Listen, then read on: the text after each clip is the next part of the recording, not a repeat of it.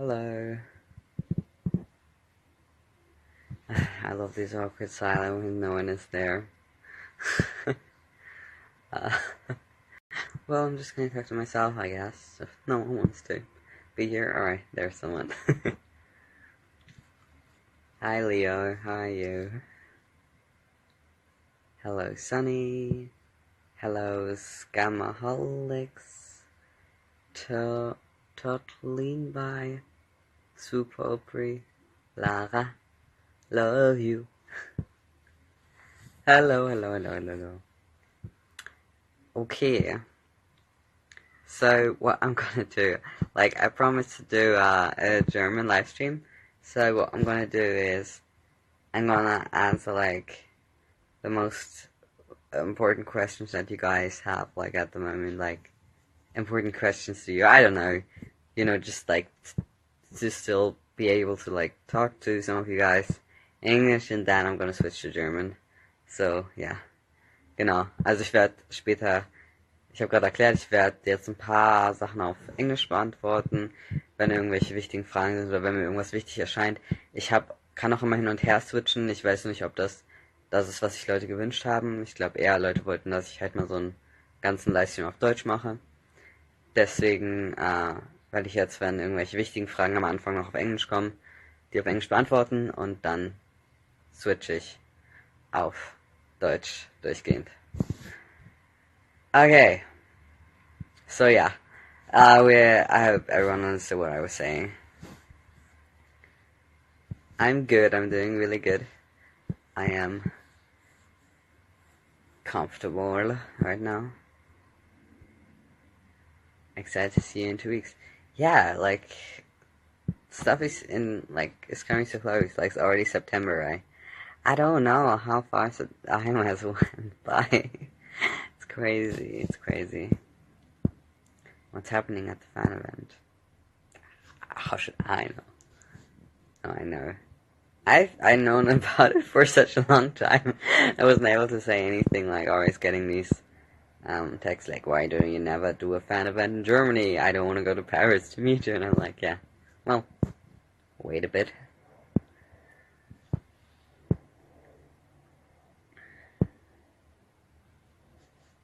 Recovery is going well.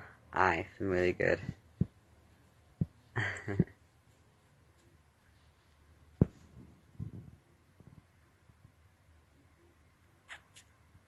Where would you love to travel? I really want to go to New York. I want to go to Broadway, or I want to go to London.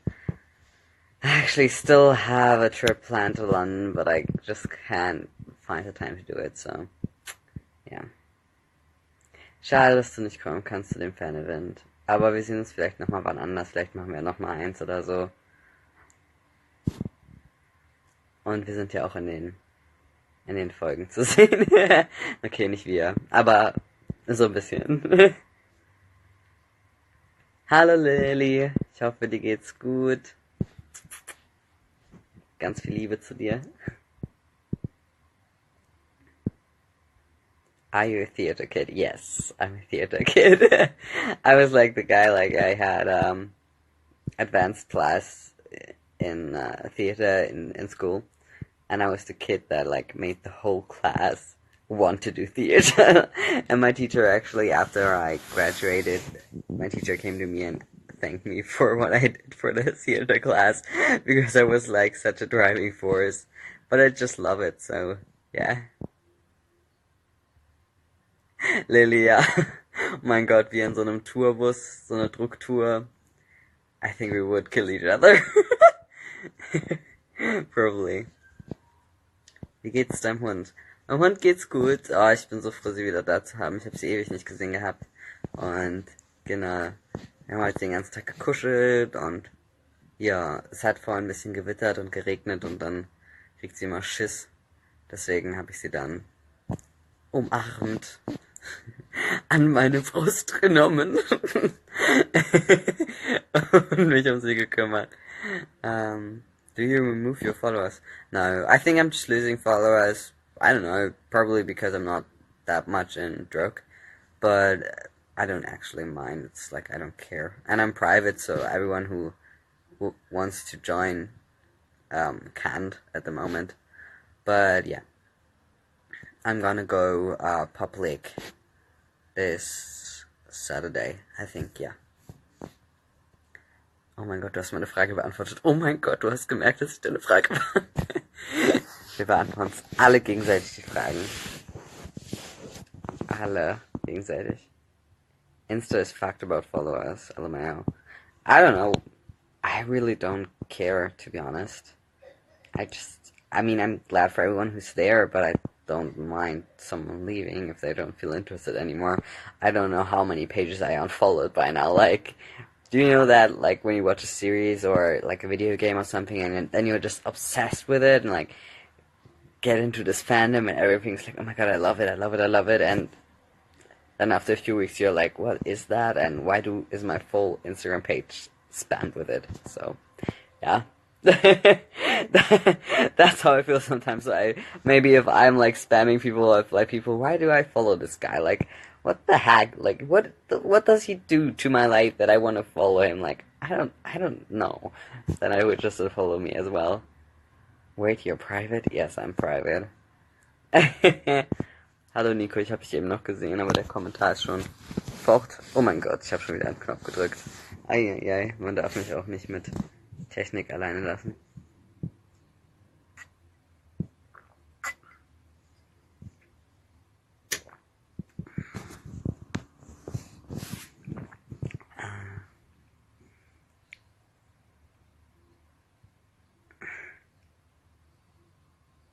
Ach, du hast mich beim CSD in Hamburg gesehen. Schade, dass du nicht vorbeigekommen bist. Also vollkommen okay, wenn du nicht mochtest, aber ich weiß echt nicht. Also ich bin eigentlich ziemlich nett und beim CSD bin ich auch darauf eingestellt gewesen, Leuten Hallo zu sagen. Also alles gut. Aber danke für das Kompliment für die Schuhe. Ich mag die auch sehr gerne. Bin ich endlich mal groß. Also, es ist sehr witzig. Ich hatte diese Schuhe zu Hause an und war so, oh mein Gott, hallo, guck mal, wie groß ich bin. Und wow, finally, I'm like a big, tall guy. Und dann war ich feiern. Ja, und ich war so groß wie alle anderen, endlich mal. Kommst du nächstes Jahr zum Fest in Hamburg? Ja, wahrscheinlich. Also, eigentlich dürfte nichts dagegen sprechen. Muss nur gucken, ob ich drehe oder so, aber also vorletztes Jahr habe ich gedreht. Nee, letztes Jahr habe ich gedreht und deswegen konnte ich nur abends zum CSD. Aber dieses Jahr zum Beispiel nicht, dieses Jahr war auch mein Geburtstag, von daher habe ich dann auch gedacht, nee, da wird nicht gearbeitet.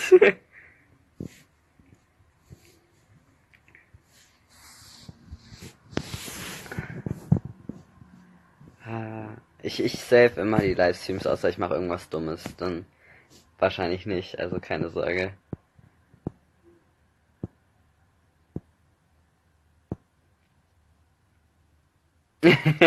Ja, ich bin mit anderen Freunden da, aber halt, ich würde dann auch nicht so alleine auf den CSD gehen, glaube ich. Also ich hatte mein erster CSD, ich war nicht alleine, aber irgendwann war ich alleine. Und da fühlt man sich schon ein bisschen verloren. Da bin ich auch irgendwie in der Mitte gegangen. Wie alt bist du? Ich bin 19. 19 Jahre alt bin ich schon. Ich werde nächstes Jahr 20. Oh mein Gott, ich bin alt. Ja.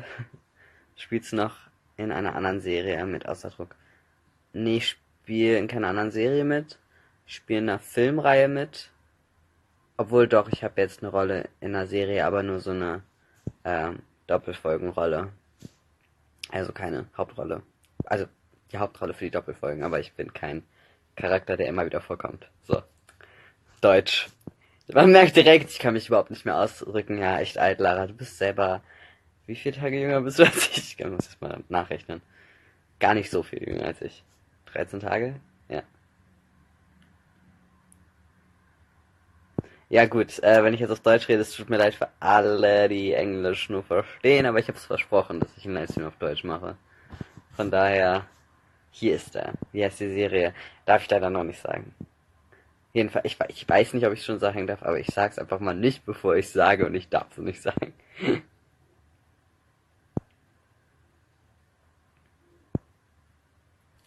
Du, du, du, du, du, du, du.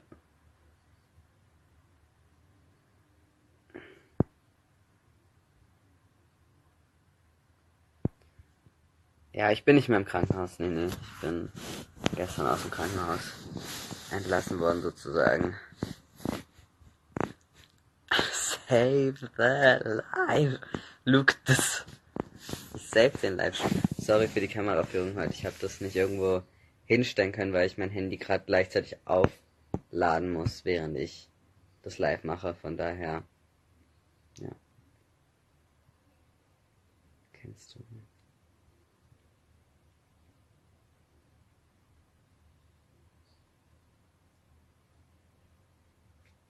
How are you?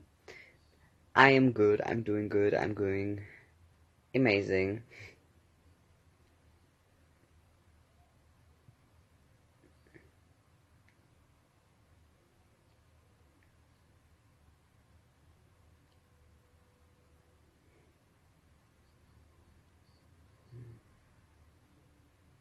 Mir geht's eigentlich gut. Also ist wirklich alles in Ordnung. Oh yeah, I kind of wish I had the superpower too, where I could just like listen to everyone and understand everybody. In welchen Film hast du bisher mitgespielt? Uff. Also als ich kleiner war, habe ich noch einen anderen Film oder ich habe in Studentenfilmen mitgespielt und so. Aber die will ich nicht alle aufzählen. Also man kann schon so, sorry für die Kameraführung nochmal, so Druck als Anfang nehmen, glaube ich, ist ganz gut. Kennst du irgendwelche guten Spots in Berlin? Nee, ich bin ja selber kein Berliner und immer wenn mich Leute fragen, wo man denn gut in Berlin hinkriegen kann, bin ich so, ja, frage ich mich auch. Also ich bin auch kein Mensch, der viel rausgeht, vor allem wenn er sich in der Stadt nicht auskennt. Also Berlin, mittlerweile fühle ich mich da wohl so, aber ich bin ja jetzt nicht so der Experte. Du siehst mal wieder gut aus, Dankeschön. How long does it take to recover from top surgery? I think it depends. Depends on what kind of surgery you had and how fast you're recovering. It's like different for everybody. Hey, hast du deinen Lieblingsort in Hamburg? Ja, also, keine Ahnung, wenn ich halt meine Lieblingsorte, also ich habe halt so, wo ich wohne und so, Heimat, also fühlt man sich natürlich am wohlsten. Aber wenn jetzt so Leute aus Berlin oder so kommen und ich denen Hamburg zeigen soll, dann, wenn der Dom da ist, gehe ich mit denen auf den Dom und sonst Hafen City, Elbphilharmonie, Elbstrand, so diese ganzen Sachen. Bist du eher introvertiert oder extrovertiert? Ich bin eher introvertiert, also ich habe es gerne auch mal alleine zu sein und so. Ich weiß zum Beispiel nicht, ob ich so gut in einer WG wohnen könnte und sowas. Mm. Aber ich bin ein introvertierter Mensch, der sozusagen so performancemäßig oder wenn er was vorführt, extrovertiert ist. Also auf der Bühne, ich bin eine ziemliche Rampensau. Sonst würde ich, glaube ich, kein Schauspieler werden, aber ja, genau, also introvertiert im privaten Leben und extrovertiert auf der Bühne sozusagen. Yeah, I'm sorry for everybody who doesn't understand German. I am gonna do this in German because I promised. Mm. Hast du einen Ohrwurm heute? Ja, das ist. Kennt noch jemand diese richtig, oder ist so alt ist sie wahrscheinlich gar nicht. Für mich ist sie ein bisschen alt. Die Serie Psy, glaube ich, heißt die. Ich glaube, das ist eine amerikanische Serie, die auf ZDF Neo läuft. Die läuft zum Beispiel gerade drüben. Und da gab es so einen Intro-Song. Und den habe ich jetzt die ganze Zeit im Kopf. Aber ich kenne den Song nicht auswendig oder den ganzen Song nicht, deswegen sind das immer nur so 2 Sekunden davon. So, ja.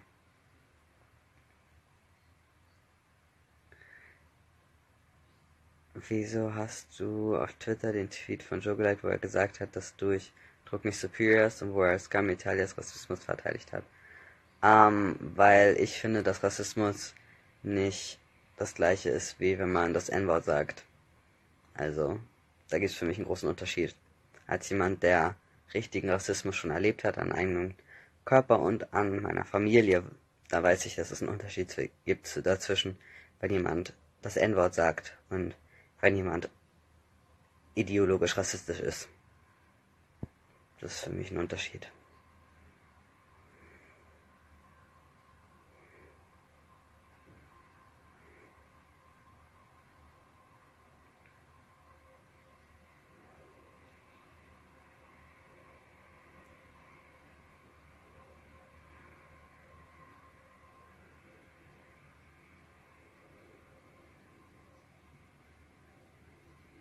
Hörst du manchmal R&B oder Soul? Das ist gar nicht deine Musik. Doch, ich höre voll gerne Soul eigentlich, aber dann meistens, wenn ich irgendwie zum Beispiel Drehbuch schreibe oder so, dann höre ich sowas. So ein bisschen so entspannend, weil da, also, wenn man sozusagen meine Go-To-Playlist auf Spotify wäre wahrscheinlich Alternative, nee, nicht Alternative, Indie-Pop. Ich weiß, viele mögen eher Indie-Alternative, aber ich höre halt Indie-Pop. Keine Ahnung, für mich ist das so die gute Mitte. Und genau das.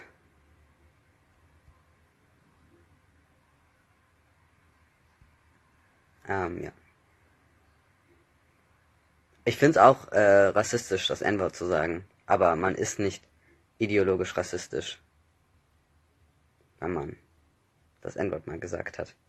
Und vor allem, wenn man sich dafür entschuldigt hat, beziehungsweise das einmal gemacht hat. Ist mir auch, im ehrlich zu sein, habe ich da auch keine Lust, wirklich so drüber diskutieren. Ich like die Tweets halt, weil ich seine Antworten dazu ziemlich klug finde. Und ja, also ich bin wirklich jemand, der da vielleicht ein bisschen andere Ansichten hat als jeder andere, aber ich habe schon öfter über so Cancel Culture und darüber geredet, dass nur wenn jemand einen Fehler macht oder äh, wenn etwas angenommen, also wenn etwas als Grund genommen wird, jemanden vollkommen als eine Sache abzuschmieren, dann bin ich so, hm, nee, also ist nicht so meins, einfach nur weil da meistens mehr hintersteckt, sorry. Ist wirklich nicht böse gemeint und ja.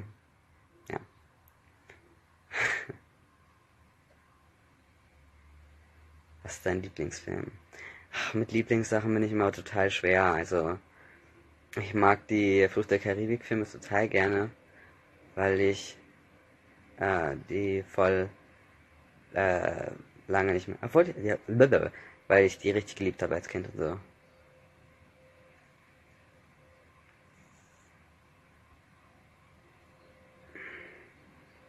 Eins muss ich sagen, dass du einen sehr guten Musikgeschmack hast.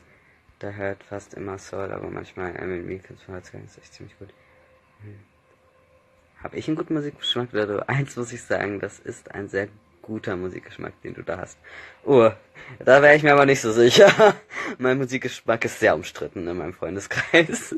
Ich kenne meistens niemanden, ich kenne auch keine Namen und so. Ich höre einen Song von jemandem, oder wenn ich einen Song gut finde aus einer Playlist, dann packe ich den in meine große Playlist rein. Aber ich gucke mir dann nicht den Künstler an oder ob der noch andere Songs hat oder höre mir das Album an. Da bin ich ziemlich, ähm, wie sagt man das?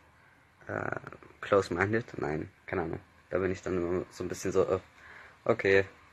Und dann, ja, höre ich halt nur den Song und höre mir die anderen nicht an. War da irgendwas mit Schulzeit?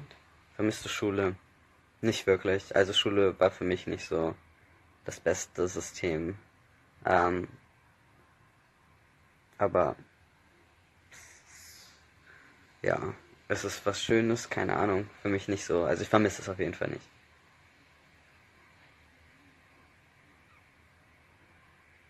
Droppst du nicht mal deine Spotify-Playlist, weil ihr mich dann alle fertig machen würdet für die Songs, die man auf Spotify-Playlist sind.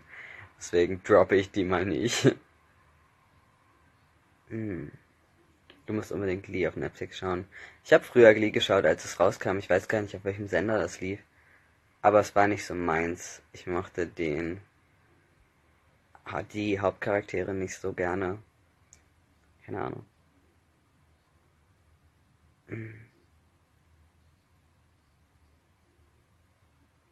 Hey, for everyone who's saying I don't understand anything, it's in English. Please talk in English. I promise that I'm gonna do one in German. So I'm sorry. I hope there are some translators out there who are gonna translate the questions if they want to, and if not, I'm sorry. But I promised I'm gonna do this in German. So, ähm, deine Playlist doch eh voll mit Billie Eilish, oder? Ja, hauptsächlich, nein. Also meine Playlist hat irgendwie über 300 Songs und da ist so viel Kram drin. Ganz viel Broadway und Todrick Hall und alles ist da einfach drin.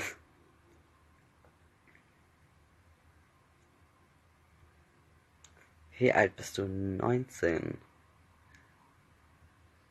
Welche Verbesserungsvorschläge hättest du für das Schulsystem? Da müsste ich das Schulsystem erstmal verstehen. Also es ist definitiv, muss sich etwas ändern. Sorry, dass ich immer so rüber gucke. Da ist nix. Ich gucke nur, weil ich keine Ahnung, weil ich nicht in die Kamera gucken will. Wenn ich nachdenke.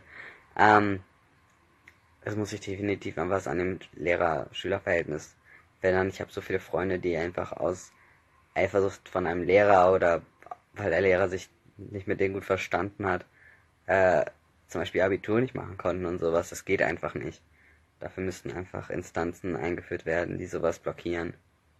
Redest du lieber Deutsch oder Englisch? Ich glaube Englisch. Also ich mag Englisch einfach lieber. Ich dachte auch immer irgendwie, ja, du wirst auch in Englisch Schauspielern.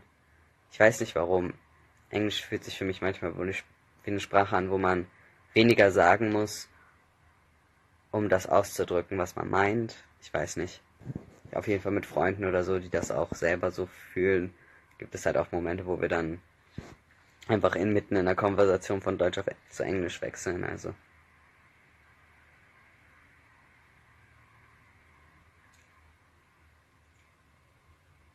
danke, Turn Next Cold, für die Übersetzung. Sehr lieb von dir.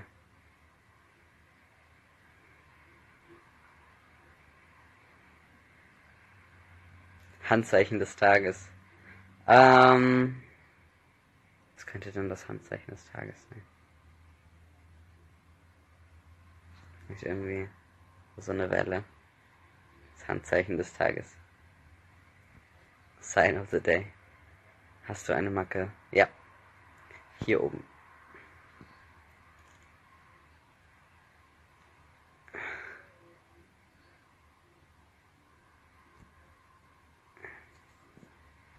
Also sowas ist echt scheiße. Meistens kommt es echt auf die Lehre an, welche Note du am Ende bekommst. Ja, Jasmin, ich finde ich auch. Ist halt wirklich so.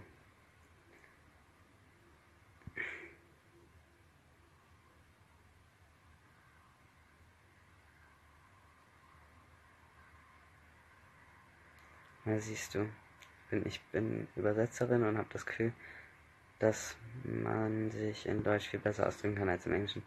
Ja, also Deutsch hat definitiv kompliziertere Wörter oder wir können längere Wörter und so machen. Es ist, glaube ich, eine komplexere Sprache als Englisch. Ich will nichts Falsches erzählen, aber keine Ahnung, ich fühle mich trotzdem irgendwie wohler mit Englisch. Ich weiß nicht, woran es liegt. Wann hast du mit Schauspielen angefangen? Als ich 10 war, beziehungsweise als ich 3 war, habe ich so Kirchentheater gemacht. Und dann halt mit 10 so Schauspielschule und Agentur und sowas.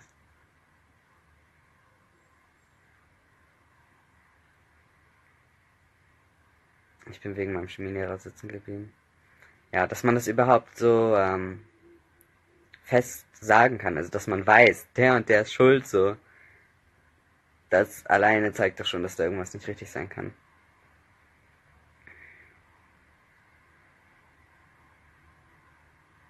Aber keine Ahnung, also Schule ist so, man kann nicht alles auf die Lehrer schieben. Irgendwie muss man halt trotzdem seinen Kram hinkriegen, aber vor allem, wenn es halt daher kommt, dass die Lehrer, keine Ahnung, halt so persönliche Probleme mit dir haben, dann bin ich immer so, ey, ja, und deswegen gibt's mir jetzt eine 5 oder was. Aber ja, wie gesagt, ist ja auch bei mir jetzt schon ein Jährchen her.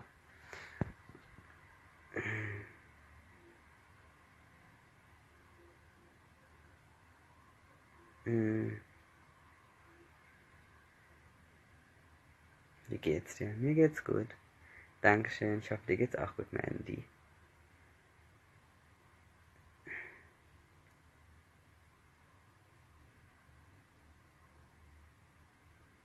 Wie oft wirst du in der Straße erkannt angesprochen? Ähm, wenn ich rausgehe, keine Ahnung, so einmal am Tag. Aber das ist halt eher so angesprochen und dann merke ich aber, dass mich auch Leute erkennen, aber halt nichts sagen oder halt flüstern, oh mein Gott, ist das ein Stern? Wo ich mir immer denke, okay, äh, ihr wisst schon, dass ich Ohren habe und ich kann das hören und ich bin nicht dumm und ich sehe das schon, wenn ihr mich erkennt oder hinter mir tuschelt oder vor mir tuschelt. Ja, aber was soll's. Ich freue mich über jeden, der rankommt und Hallo sagt und ja. Welche Kassetten und CDs hast du als Kind immer gehört? Boah, oh, Kassetten, ich hatte noch so drei Fragezeichen und so, das habe ich immer gehört. Bibi Blocksberg, The Good Shit. Ich wollte immer zu Wetten, das gehen und an den ersten 10 Sekunden von einer Kassette, jetzt nicht der Intro-Song, aber an den ersten 10 Sekunden hätte ich dir sagen können, wie die Folge heißt. Das wollte ich immer machen. Aber wetten, das gibt's ja nicht mehr.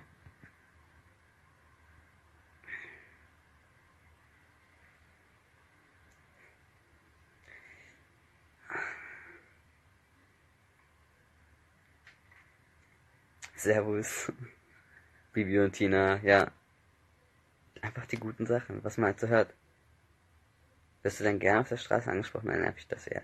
Nö, alles in Ordnung. Also, ist ja eher meine Schuld, wenn ich dann mal so einen Tag habe, wo ich so schlumpi rumlaufe und mich halt, meine Haare nicht gemacht sind oder so, dann fragt jemand so, ob sie ein Foto machen können. Ich bin so, nein! Also ich sag doch immer ja, aber nein, da habe ich selber Schuld. Nein, alles in Ordnung. Also mich stört es nicht. Ich freue mich, dass sich Leute darüber freuen können, mich zu sehen. Also, wie cool ist es denn bitte, dass jemand dich anguckt und dann siehst du so irgendwie ein strahlendes Lächeln oder so, oder sie werden nervös, du bist so, oh mein Gott, also du konntest halt jemanden einfach nur so, indem du da bist, ja, ähm, eine Freude machen. Und das ist doch voll schön. Also, da beschwere ich mich auf keinen Fall. Meine Lieblingsfilmreihe bleibt wahrscheinlich für immer Barbie. Barbie ist so ein Phänomen einfach. Diese Barbie-Filme, die Animation ist eigentlich so hässlich. Sorry, er ist eigentlich nicht so schön. Aber diese Geschichten und die Kleider und alles, es war einfach so magical back in the day. Das ist crazy. Bist du auf dem Druck-Fan-Event dabei? Ja. Ey Leute, reiß mir für euch echt den Arsch auf, weil ich bin ja am 21. in Paris und dann fliege ich am 22. Ja, und guck mal Leute, ich fahre eigentlich mit der Bahn. Also ich fahre mit der Bahn nach Paris. Ich werde auch mit der Bahn nach Rom fahren für das andere Event und so, weil ich finde es immer blöd, so Klima zu predigen und dann halt trotzdem mit dem Flugzeug zu fliegen. Ähm, aber ich schaffe es einfach, also ich kann der Deutschen Bahn und ich schaffe es einfach nicht von der Zeit her, am 22. zurückzufliegen und dann rechtzeitig da zu sein bei dem Druck-Event. Deswegen muss ich zurückzufahren. Boah, Diggi, ich kann nicht mehr sprechen. Mit dem Zug zurückzufahren und dann rechtzeitig da zu sein. Deswegen fliege ich zurück. Das wird schon anstrengend, aber ja, es freut mich, Tilo. Es freut mich sehr.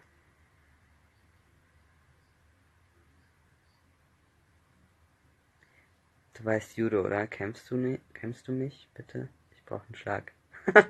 Okay, ja, nee. Ich, äh, ich habe Judo für 7 Jahre gemacht. Ich mache das mittlerweile nicht mehr. Ich war ein Lesehasser als Kind. Ich habe echt nichts gelesen. Und dann gab es so eine Buchreihe und die fand ich richtig, richtig gut. Dann habe ich das erste Buch innerhalb von einer Woche gelesen und meine Mutter hat mir nicht geglaubt, dass ich es gelesen habe. Und dann hat sie mir so Fragen gestellt, ob ich es denn wirklich gelesen habe.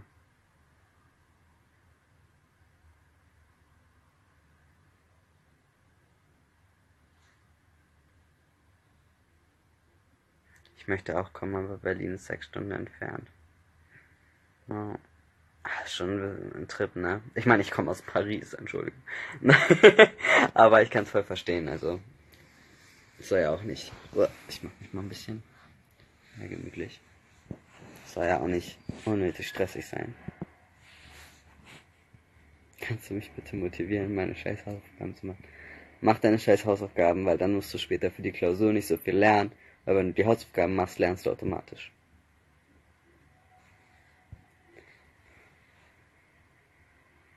Du liest doch immer noch nicht wirklich. Doch, ich lese Drehbücher. Sogar viele. Machst du noch öfter deutsche Livestreams? Weiß ich nicht, kommt drauf an, wie das jetzt ankommt. Also, ähm, wie gesagt, ich fühle mich so nicht so wohl in Deutsch, aber wie gesagt, ich hab's versprochen. Hattest du früher Nebenjobs oder einen anderen Job als Schauspieler? Ich habe mal auf dem Markt gearbeitet, so auf dem Markt in Hamburg, so Sachen verkauft und so. Oder auch Praktikas gemacht an unterschiedlichen Stellen, aber genau, Marktarbeit ist aber echt ätzend, also ich empfehle das niemandem. Ich musste damals um 4 Uhr morgens aufstehen und um 5 loszufahren und um 6 am Markt zu sein und dann irgendwie bis 16, 18 Uhr oder so. lohnt sich nicht, war einfach nur anstrengend und das an einem Samstag, nachdem ich eine ganze Schulwoche hinter mir hatte, von daher. Ja, seit wann hast du ein Septum? Seit 2016.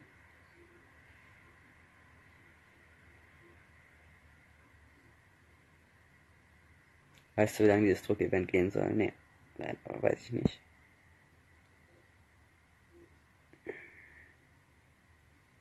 Hm.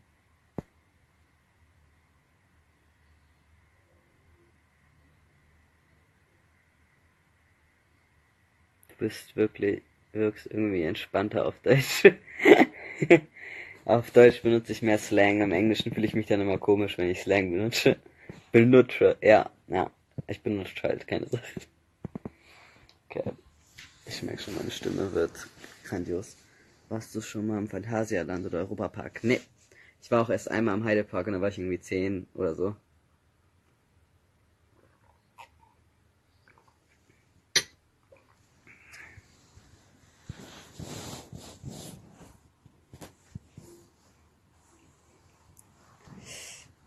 Mm. Macht der Cast von Druck auch so etwas dann? Ja, also manche von uns, die mit dem man sich jetzt am besten versteht, ne? Da hängen wir manchmal rum. Ich war noch nie in der Schweiz. Warst du schon mal im Hansapark? Ja. Wir hatten früher ein Apartment in Großen Brode. Das ist so ein Ort hinter Fehmarn. Hallo Miele. Und da waren wir immer am Hansapark und ich war immer so, für mich war die Autofahrt immer so gefühlt 8 Stunden lang, aber von Hamburg nach Großen Brode brauchst du eigentlich nur 1,5 Stunden. Und dann konnte man aber, wenn wir eine Abzweigung genommen haben, dann wusste ich, dass wir zum Hansapark fahren, anstatt nach Großbrode. Und meine Eltern haben mich immer damit überrascht. Und es war einfach immer das Beste, wenn ich schon die Türme gesehen habe. War ich so, oh mein Gott! Ja, und ich war letztens mit ein paar Freunden in Scharbeutz, so ein Strand da in der Nähe. Und da konnte man dann auch den Hansapark sehen. Habe ich so voll die Kindheitsflashbacks gehabt. Ja, das sind so Rollercoasters und so, also.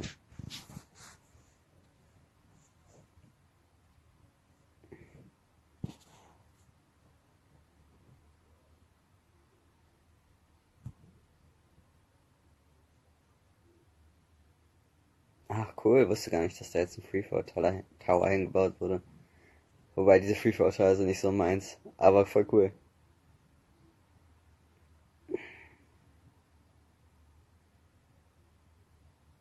Ich würde voll gerne zum Event kommen, aber ich ziehe an den Tag von zu Hause aus. Ah, okay, aber guten Umzug wünsche ich dir. Dass alles gut läuft und so. Umzüge stressen mich immer total. Ich bin die letzten 3 Jahre irgendwie fast jedes Jahr umgezogen und ich hab's satt. Mir geht's gut, Luise, mir geht's gut, Dankeschön. Ich hoffe, dir geht's auch gut. Würdest du hier einen Fallschirmsprung machen? Ich weiß nicht, keine Ahnung. Also ich habe jetzt keine Höhenangst oder so, aber mittlerweile ist die Idee für mich ein bisschen lebensmüde. Ich sehe nicht mehr so ganz den Sinn dahinter zu sterben. Also mein Leben zu riskieren und dafür noch Geld auszugeben. Ich wollte immer, als ich jünger war, zum 18. Fallschirmsprung geschenkt bekommen, aber jetzt nicht mehr. Hm.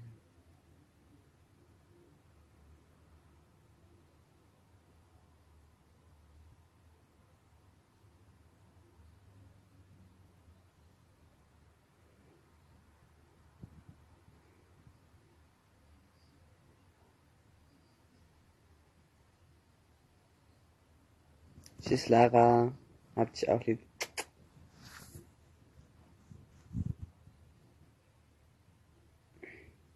Ja, ich muss mal nach Kalifornien und dann so Disneyland und Six Flags und so will ich alles mal machen.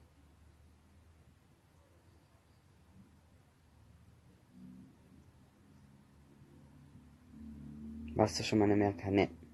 Ich war noch nie außerhalb von Europa. Auch wenn mein Vater mich letztens darauf diskutieren wollte, weil wir mal in der Türkei waren und er meinte, es gibt ja auch einen asischen, asiatischen Teil der Türkei. Dann war ich so, in dem waren wir aber nicht. Aber er so, ja, wir waren in der Türkei, also mit asiatischem Teil. Ich so, so dumm. Hast du früher sturmfreie Partys geschmissen oder den Fernseher angeschmissen?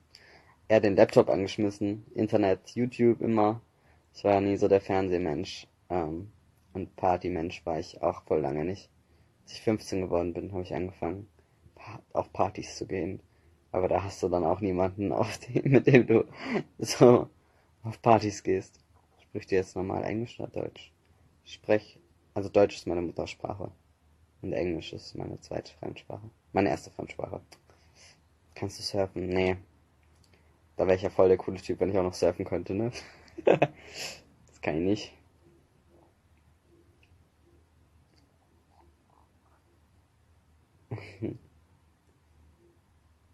You will soon go outside of Europe, I bet.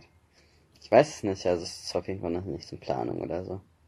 Also, nein, nicht wirklich, ein bisschen, aber nicht so richtig.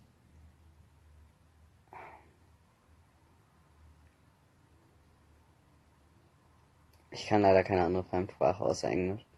Ich hatte in der Schule Latein und Latein kann man sowieso nicht sprechen und ich war auch echt schlecht darin, von daher keine dritte Fremdsprache für mich. Zweite Fremdsprache, ist das dann eine zweite Fremdsprache oder? Ich bin glaube ich einfach nur ein bisschen doof. I'm sorry. Sing mal was. Ihr wollt mich nicht singen hören, vor allem ich bin ich überhaupt nicht aufgewärmt. Ich höre mich dann an wie so Annemai oder so. Was willst du in deinem Leben noch unbedingt machen? Ich würde unbedingt mal so eine Rolle spielen. Also, es geht immer um Arbeit bei mir, aber nein. Okay, jetzt, ich antworte mal, wenn es nicht um Arbeit geht. Ähm, Ich will unbedingt noch Papa werden, also ich will super gerne mal eine Familie gründen und Papa sein. Habe ich Bock drauf.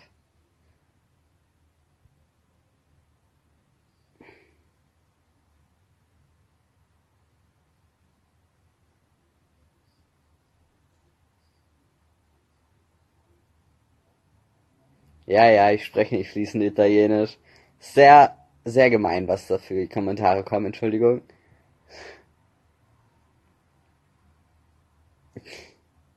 Ich hasse Latein. Ja, war auch nicht mein Favorite. Also, welche Sprache würdest du sprechen wollen? War voll schwierig. Eigentlich hätte ich jetzt immer so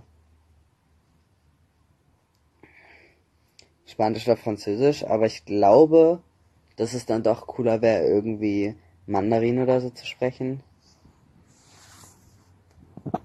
Irgendwas Interessantes.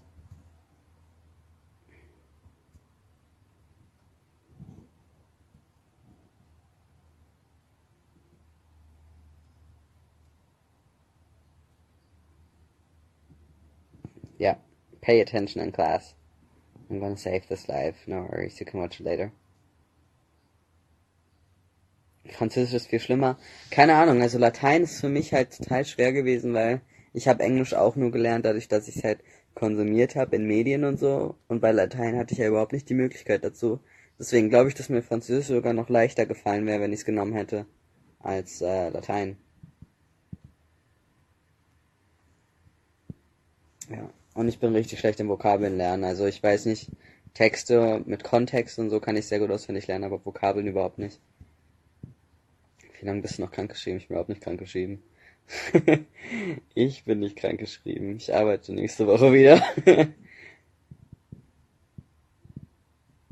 I could teach you Japanese, sir. Ja, das wäre schon cool, aber ich weiß nicht wie. Ich bin richtig schlecht im Sprachenlernen, von daher.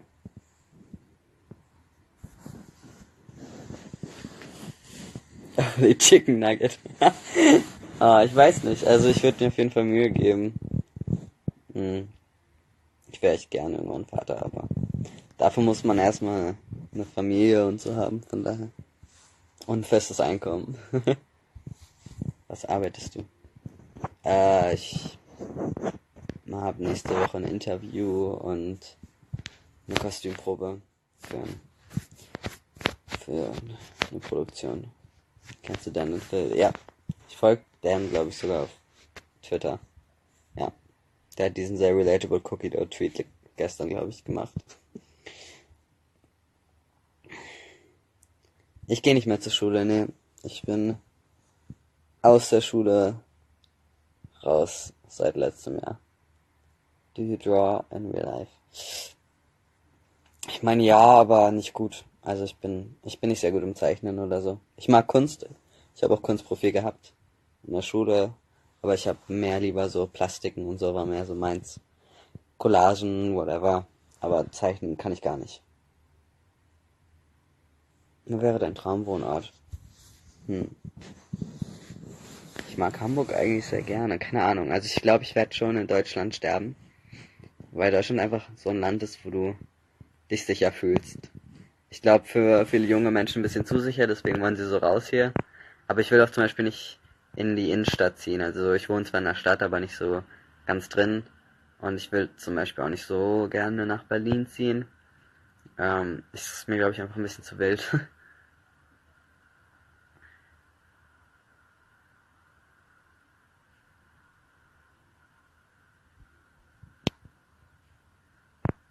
Wohnst du alleine?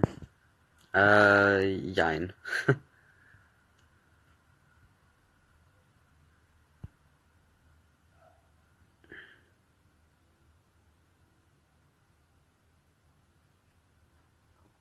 Hast du Gregs Tagebuch gelesen? Nee. Nee. Ich glaube, ich habe die Filme gesehen. Aber in der Schule irgendwie, die wurden so, das waren so die Filme, die man dann mit der Schulklasse geguckt hat.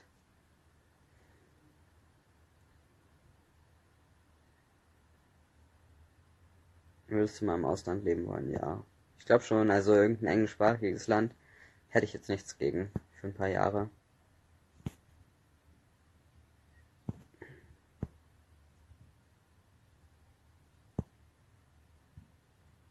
Nee, ich wohne gar nicht in Berlin. Ist auch immer das Beste, wenn mich Leute in Hamburg ansprechen und sind so, oh mein, hä, bist du nicht der von Druck? Ist sowieso immer, bist du der von Druck? Ich so, ja.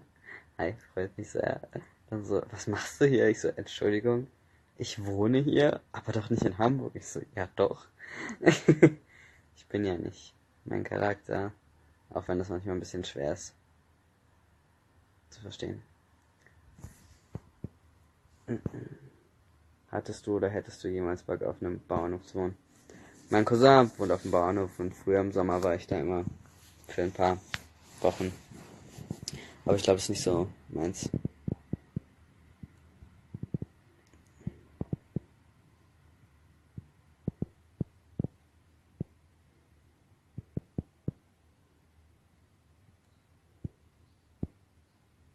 Kennst du irgendeine besondere andere Sportart? Was wäre denn eine besondere andere Sportart? Das würde mich mal interessieren. His cousin lives on the farm. I love your translations.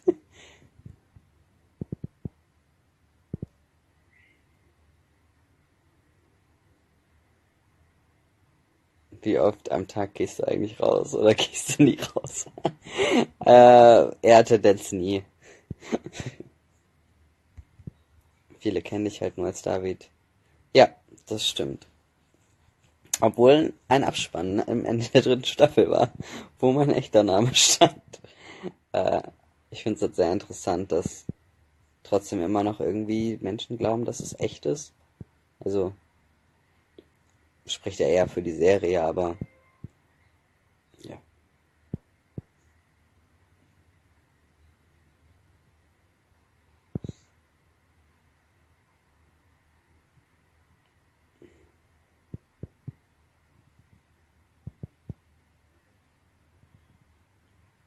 Der Google Translator was pretty correct. Thank you so much. Quidditch, ja, ich spiele Quidditch. Das ist meine außergewöhnliche Sportart. Ihr habt sie doch nicht mehr alle. Ach, ist der Term ist schlecht für ja.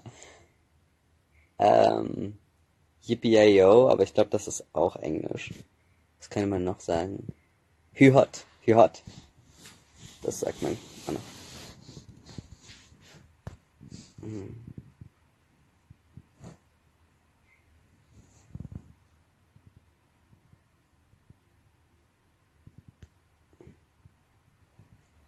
Ja, ich habe die meisten Harry Potter Bücher gelesen.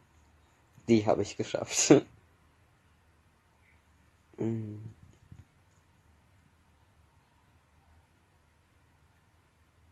I'm speaking in German today. Said he said while speaking English. Yes, I'm speaking in German today. What does Yeehaw mean? I don't know. Life? Probably. Wurde dir eigentlich ernsthaft dafür bezahlt, diese Schrottwohnung von Kiki und Carlos zu renovieren? Liegen genau kam Puller darauf zu renovieren? Bezahlt? Ich verstehe nicht ganz. My biggest accomplishment getting Lucas to say yeah. I said it so many times now. I hope you feel accomplished. Sagt man Hotte Hü hat echt immer noch. Weiß ich nicht. Also war so das, was mir eingefallen ist, so als Vergleich zu Yeehaw. Findest du Bücher oder Filme besser? Naja, meistens sind die Bücher besser, aber ich bin einfach sehr lesefaul, beziehungsweise ich habe keine Zeit, um mich hinzusetzen und ein Buch zu lesen. Deswegen, ja.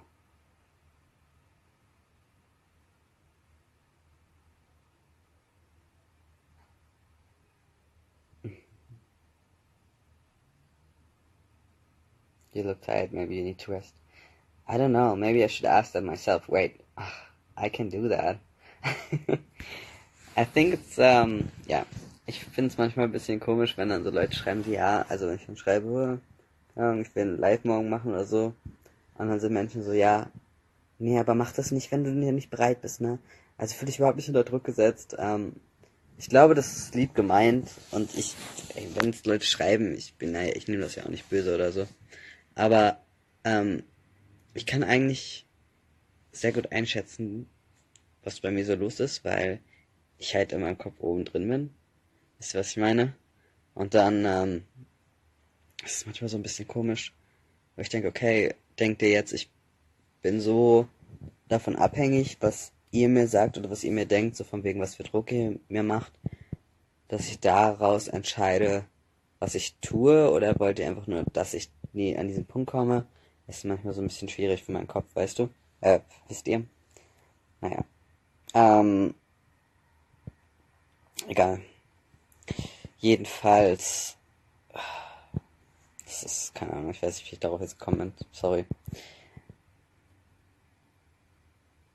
What advice would you give someone who's trying to break into acting? Just start acting. Even if it's not for a production or an acting class, just act at your home. Like, look in a mirror and just look and see what happens. Most of the time, stuff happens. Was war dein letztes Konzert? Gute Frage. Was war denn mein letztes Konzert? Das war auch schon Ewigkeiten her. Ich war auf so einem Stadtfest und da war dann Musik.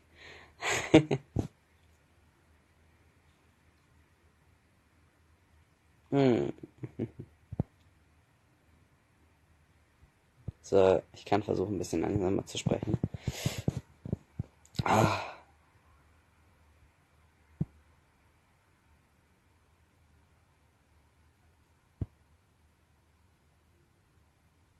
Ja, ich spreche auch auf Deutsch. Es ist nur so, wenn ich dann eine Frage auf Englisch sehe, die ich noch nicht beantwortet habe.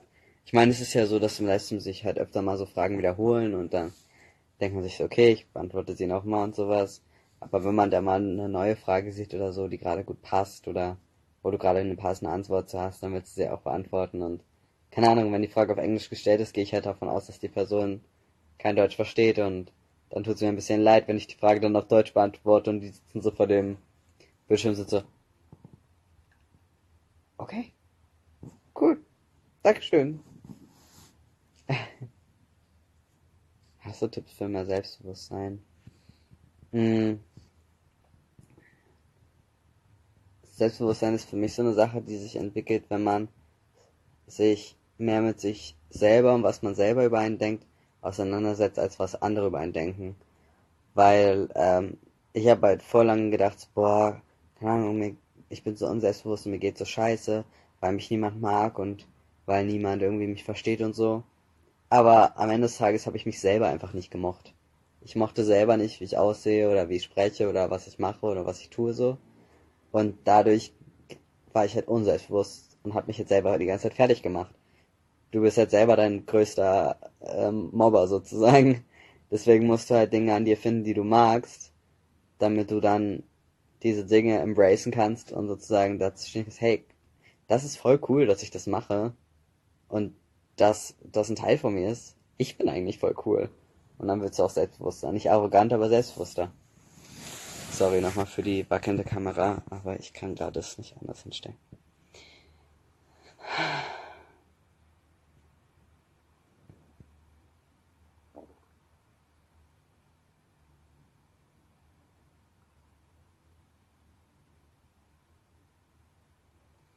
Wie soll man sich denn verhalten, wenn man dich irgendwo sieht?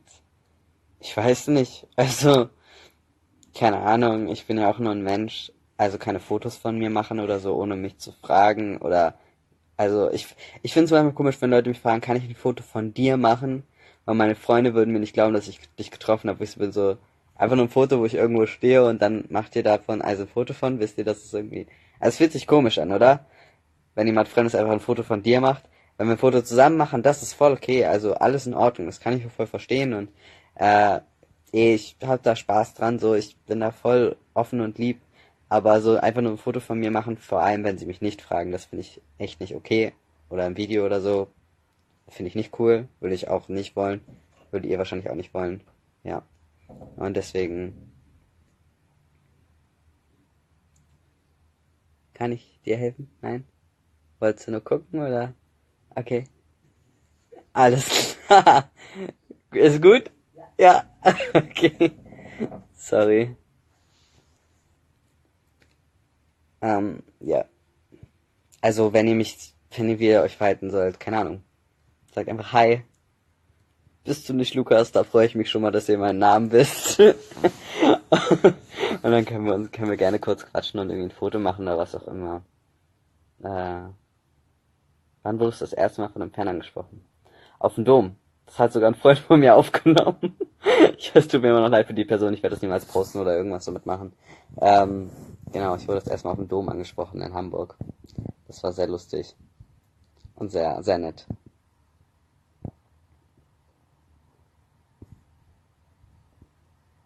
Können wir deinen Hund sehen? Warte, das könnte sogar klappen. Aber dann müsste ich euch kurz weglegen. Ist das okay für euch? Dann versuche ich mal kurz meinen Hund zu holen, wenn sie das möchte.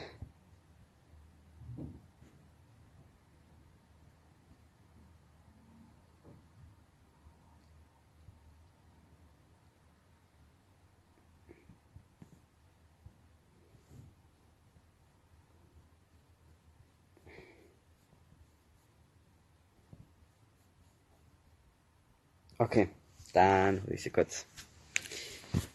Mal gucken, ob das klappt.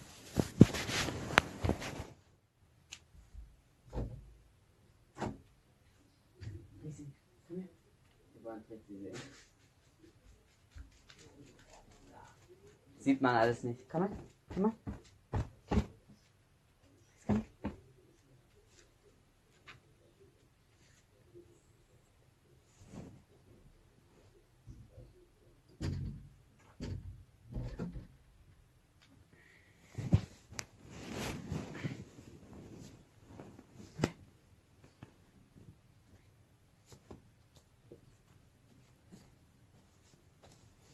So, ich versuche die Kamera halten. Hat sich direkt hingelegt. Sorry, Maus. Willst du mal in die Kamera gucken? Ne? Guck mal da. Guck mal da. Trixie. Guck mal da. Oh, jetzt hat sie Angst. Kein Grund Angst haben, Schatz. Alles gut. Ja, guck mal, da sind ganz viele Menschen. Ganz viele Menschen.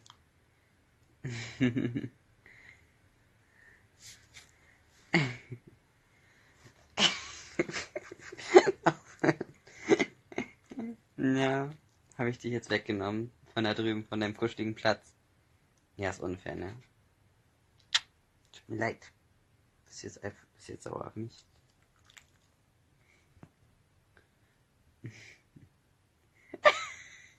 Mach mal deine Ohren hoch, dann siehst du auch nicht so hässlich aus. Ja, schon mal viel besser.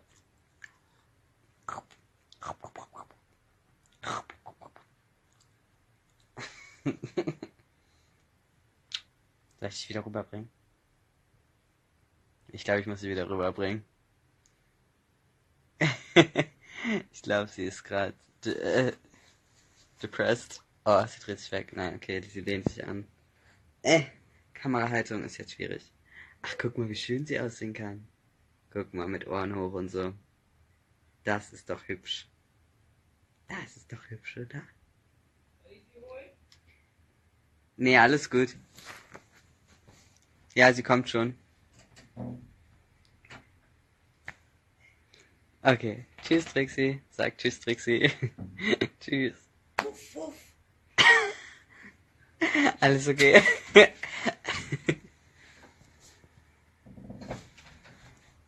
Oh mein Gott. The dog is female, I guess. Ja. Trixie, meine Hündin.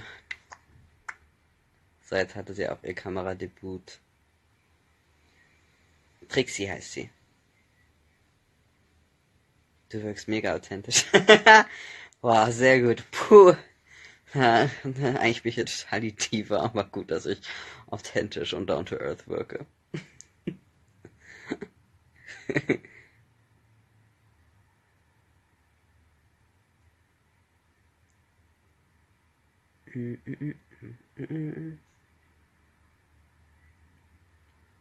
Cheers, sexy. What? Okay. My sister's cat would suffocate me on purpose. Ja, also mit meinem Hund war das sehr interessante Beziehung. Wollte halt immer schon einen Hund haben. Und wir haben in so einem kleinen Reihenhaus gewohnt in Hamburg. Und dann sind wir umgezogen in ein größeres Haus. Als ich 9 war. Und dann wollte ich halt unbedingt einen Hund. Und dann haben wir uns halt sozusagen einen Hund geholt. Und sie ist aus dem Tierheim. Wir haben sie mit 1 gekriegt. Und sie war halt vorher in Polen, ein Straßenhund. Und hat halt Angst vor allem gehabt. Also ein Blatt konnte neben ihr runterfallen und sie hat halt total Schiss gekriegt. Deswegen, deswegen mussten wir sehr vorsichtig mit ihr umgehen und sie so vorsichtig an uns gewöhnen und so. Ähm, ja, und meine Mutter war halt so die Person, Entschuldigung, an die sich mein Hund total rangehängt hat und das war jetzt das Alpha-Tier. Und mich mochte sie halt nicht, weil ich halt ein Kind war und ich war halt voll excited, dass ich endlich einen Hund hab. Und ja, wenn du als Kind excited bist, dass du einen Hund hast, denkst du halt, es wird irgendwie so eine Story wie, keine Ahnung, 5 Freunde oder so, dass der Hund und du halt beste Freunde werden und so und Trixie war halt so, nope, du bist ein Kind, du bist anstrengend, du bist laut, du willst die ganze Zeit mit mir spielen, lass mich in Ruhe. Ja, und sie hat jetzt angefangen, mich zu mögen, so nach ein bisschen längerer Zeit, als ich ein bisschen erwachsener geworden bin und nicht mehr die ganze Zeit mit ihr spielen wollte. Aber das musste sie erstmal verstehen.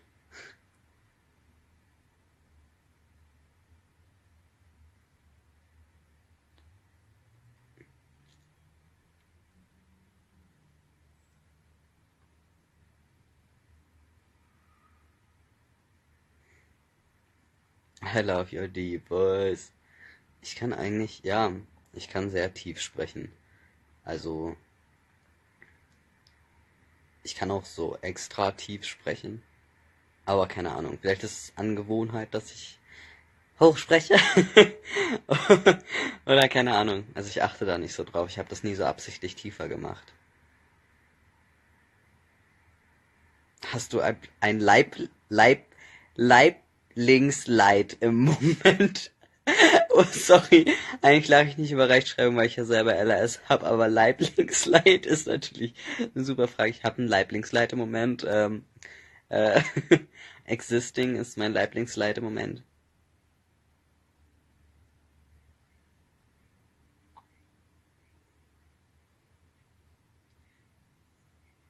Ist dir aufgefallen, dass 5 Freunde immer in den Ferien sind?